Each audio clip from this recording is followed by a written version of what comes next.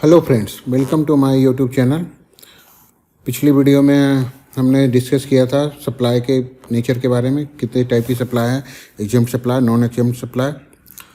अभी हम लोग रजिस्ट्रेशन का चैप्टर पढ़ रहे थे, उसमें कुछ बेसिक डिफिनेशन दी गई है। उस डिफिनेशन में आगे अगला डिफिनेशन है special category status, special category state.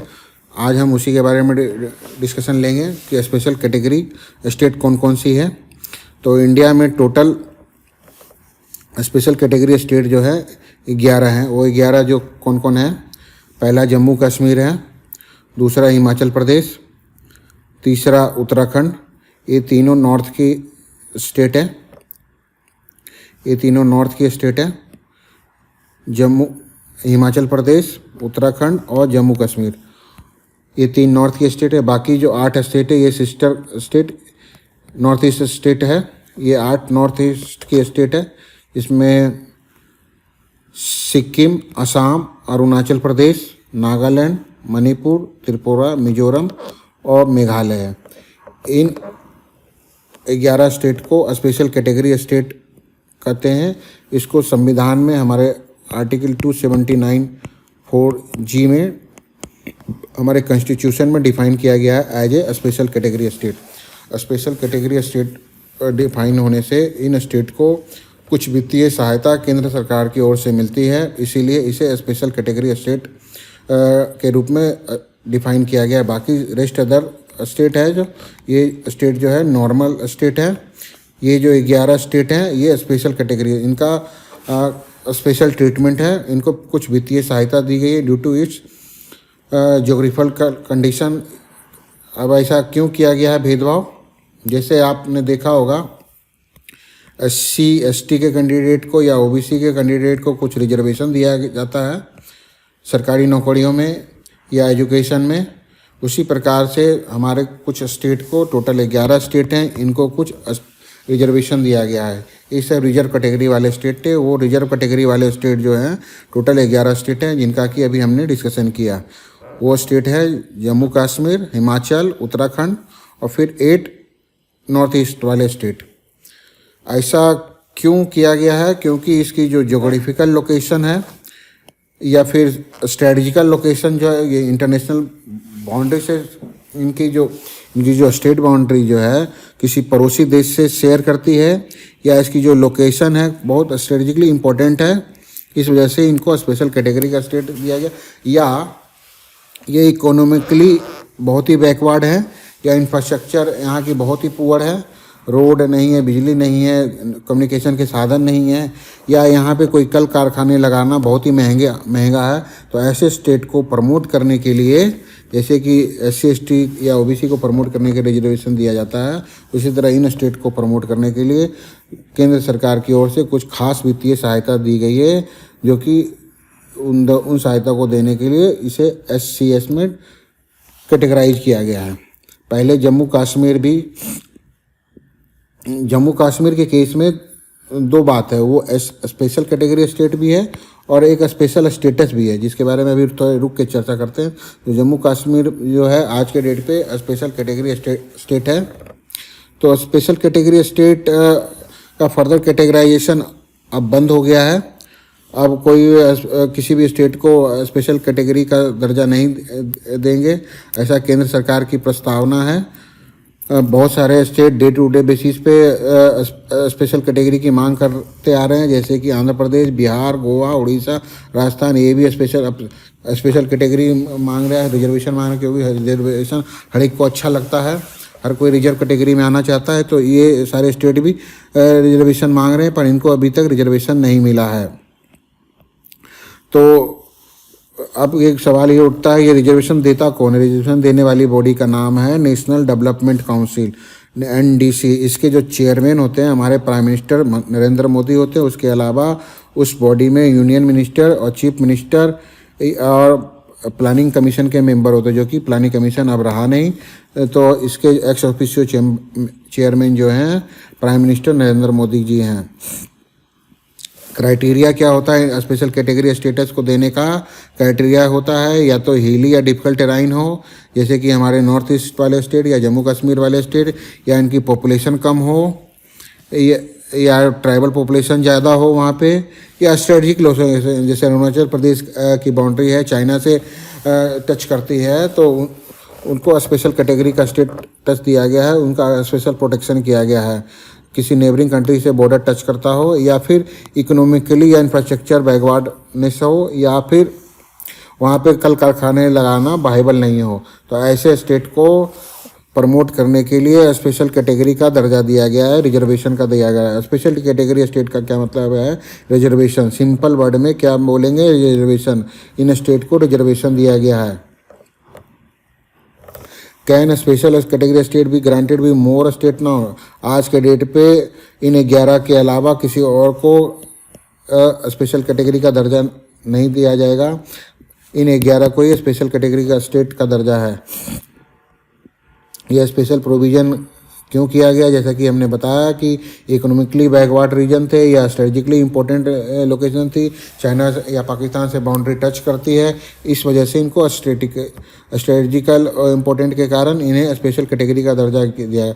अब सवाल ये उठता है ऐसा रिजर्वेशन लेके इनका बेनिफिट क्या होगा? तो ऐसा रिजर्वेशन लेके इनका बेनिफिट ये होगा, जैसे सेंट्रल स्पॉन्सर्ड कोई स्कीम है, जैसे कि मान लो कि मनरेगा है, या फिर प्राइम मिनिस्टर आवास योजना, या कोई भी जो सेंट्रल स्पॉन्सर्ड स्कीम है, उस स्कीम में 90% पैसा मान लो 1000 करोड़ का है, तो 900 करोड़ जो है वो केंद्र सरकार भेजेगी अपने यहाँ से, और बाकी का जो 100 करोड़ है वो भी 10% लोन के फॉर्म में दे देगी, वो भी 0% रेट ऑफ इंटरेस्ट पे। तो बाकी सारे स्टेट के लिए ऐसी सुविधा नहीं है। हो सकता है उनको 50% देना पड़ता हो, 50 केंद्र 50 स्टेट बियर करे, पर स्पेशल कैटेगरी स्टेट को लगभग एक तरीके से देखा जाए तो 100% केंद्र सरकार वहन कर लिया उनके सारे खर्चे को। फिर preferential treatment in getting central fund, कोई फंड लेना हो सेंट्रल से तो उसमें उनको वरीयता दी जाती है। फिर ऐसे स्टेट को एक्साइज ड्यूटी में भी कंसेशन मिलता है। एक्साइज ड्यूटी के अलावा यहाँ पे इंडस्ट्री को प्रमोट करने के लिए कस्टम ड्यूटी भी एग्जम्प्ट कर दी जाती है, कॉर्पोरेट टैक्स भी एग्जम्प्ट किया जाता है, इनकम टैक्स भी एग्जम्पशन दे दी जाती है, ताकि यहाँ पे फैक्ट्रियाँ लग सके, जैसे कि उत्तराखंड में किया गया है, या जम्मू कश्मीर में किया जाता है, या नॉर्थ ईस्ट स्टेट में किया गया है। 30% ऑफ सेंट्रल बजट ऐसे स्टेट में नॉर्मली खर्च होता है। हमारे जो सेंट्रल बजट है उसका नॉर्मल 30% ऐसे स्टेट के लिए खर्च किया जाता है। फिर डेप्ट स्वैपिंग के लिए भी इसका इम्पोर्टेंट है। और जो लास्ट इम्पोर्टेंट है, मान लीजिए सेंट्रल से कोई पैसा आया, नॉर्मल स्टेट को अगर कोई गया, अगर वो खर्च नहीं कर पाया तो अगले साल लैप्स कर जाएगा, बट स्पेशल कैटेगरी के स्टेट में अगले साल ये लैप्स नहीं करेगा, ये कैरी फॉरवर्ड हो जाएगा। तो ये बेनिफिट है स्पेशल कैटेगरी स्टेट को। तो अब अभी तक हमने देख लिया कि स्पेशल कैटेगरी स्टेट होने के, रिजर्वेशन में आने के क्या क्या फ़ायदे। अब एक इसी का दूसरा भाई है, इसी से मिलता जुलता कंसेप्ट है स्पेशल स्टेटस। स्पेशल स्टेटस जैसे जम्मू कश्मीर के केस में जम्मू एंड कश्मीर को स्पेशल स्टेटस दिया गया। स्पेशल स्टेटस का क्या मतलब है कि जम्मू एंड कश्मीर, आपने सुना होगा वहाँ पे धारा 370 एप्लीकेबल था, तो जब धारा 370 नहीं हटाया गया था तो जम्मू एंड कश्मीर की सरकार वहाँ खुद से अपने लिए कानून बनाती थी। इंडिया के कानून एप्लीकेबल होंगे या नहीं होंगे ये जम्मू एंड कश्मीर पर डिपेंड करता था। वहाँ की लेजिस्लेटिव असेंबली डिसाइड करती थी कि वहाँ ये अप्लाई होना ही है या नहीं है। इवन कि वहाँ जम्मू एंड कश्मीर का एक अपना अलग झंडा होता था। तो स्पेशल स्टेटस देने का क्या मतलब है कि इन स्टेट को अपने खुद के कानून बनाने के राइट दिया गया। सेंटर के कानून उन पे थोपा नहीं जाएगा। उनकी मर्जी हो तो वो कानून अपने यहाँ अप्लाई करा सकते हैं, उनकी मर्जी ना हो तो अपने यहाँ अप्लाई नहीं करा सकते। जैसे कि जीएसटी भी शुरू में सारे इंडिया पे एप्लीकेबल था except Jammu and Kashmir. GST भी जम्मू एंड कश्मीर बाद में अप्लाई हुआ।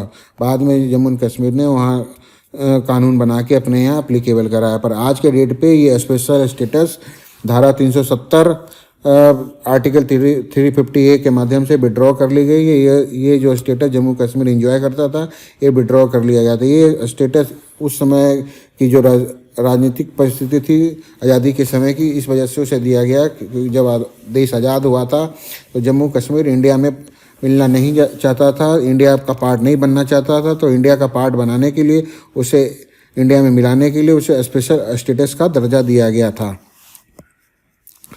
By way of inserting article 370। यहाँ तक क्लियर है। अब ये सवाल ये उठता है कि जीएसटी में इसका क्या बेनिफिट है, स्पेशल कैटेगरी स्टेट का जीएसटी में क्या बेनिफिट है। तो स्पेशल कैटेगरी स्टेट का जीएसटी में स्पेशल रिलेवेंस है। नॉर्मल केस में नॉर्मल स्टेट को जीएसटी में रजिस्ट्रेशन कराने की जो थ्रेशोल्ड लिमिट है सेक्शन 22 सब सेक्शन 1 में 20 लाख है, पर 80 स्पेशल कैटेगरी स्टेट के लिए 10 लाख है। फिर स्पेशल कैटेगरी स्टेट ये चाहें तो 10 लाख की लिमिट बढ़ा के 20 लाख कर सकते हैं, और नॉर्मल स्टेट जो के लिए लिमिट जो है ये 20 लाख बढ़ा के 40 लाख तक कर सकते हैं in case of goods, in case of only good, service के केस में नहीं। पर ये स्पेशल कैटेगरी से चाहे गुड्स हो या सर्विस, ये इन दोनों केस में मैक्सिमम 20 लाख कर सकते हैं, 20 से ज़्यादा नहीं कर सकते, क्योंकि वहाँ की इकोनॉमी ही बहुत छोटी है, तो इसीलिए वहाँ की लिमिट बहुत कम रखी गई है। जो 10 लाख की जो लिमिट है वो मेनली ये केवल 4 स्टेट में रखी गई है, मणिपुर, मिजोरम, नागालैंड, त्रिपुरा। इन 4 स्टेट में जीएसटी में रजिस्ट्रेशन करने की जो लिमिट है वो 10 लाख है। आप मणिपुर में कोई बिजनेस करते हो या सर्विस प्रोवाइड करते हो, कोई सप्लाई करते हो, तो आपको जीएसटी रजिस्ट्रेशन कराने की जो लिमिट है वो 10 लाख है। रेस्ट अदर स्टेट में ये लिमिट 20 लाख है, एक्सेप्ट दिस 6। इन स्टेट में जैसे कि अरुणाचल प्रदेश है, ये भी स्पेशल कैटेगरी स्टेट है। अब देखिए जीएसटी में जो है स्पेशल कैटेगरी स्टेट को डिफाइन किया गया है। जीएसटी में स्पेशल कैटेगरी स्टेट को डिफाइन किया गया है। उन स्पेशल कैटेगरी स्टेट में जीएसटी में इन 4 को ही केवल ये 10 लाख वाली बेनिफिट दिया गया है, बाकियों के लिए ये बेनिफिट 20 लाख है in case of goods and services, goods और सर्विसेज। तो अरुणाचल प्रदेश, मेघालय, सिक्किम और उत्तराखंड, ये 4 स्टेट हैं, इन्होंने अपनी लिमिट 10 लाख से बढ़ा के 20 लाख कर लीजिए, क्योंकि स्पेशल कैटेगरी स्टेट को ये पावर है अपनी लिमिट बढ़ाने की, तो उन्होंने अपनी लिमिट बढ़ा के 10 लाख से 20 लाख कर ली। बाकी ये जो 4 स्टेट हैं ये अपनी लिमिट आज के डेट पे भी 10 लाख रुपये रखे हुए हैं। यहाँ पे 10 लाख तक का बिजनेस करते हैं, 10 लाख तक का बिजनेस करते हैं तो आपको रजिस्ट्रेशन नहीं कराना है। 10 लाख से ऊपर आप कराते हैं तो आपको रजिस्ट्रेशन कराना पड़ेगा। पर इन 4 स्टेट में, अरुणाचल प्रदेश में, मेघालय में, सिक्किम में, उत्तराखंड में 10 लाख तक करते हैं तो भी रजिस्ट्रेशन नहीं कराना पड़ेगा।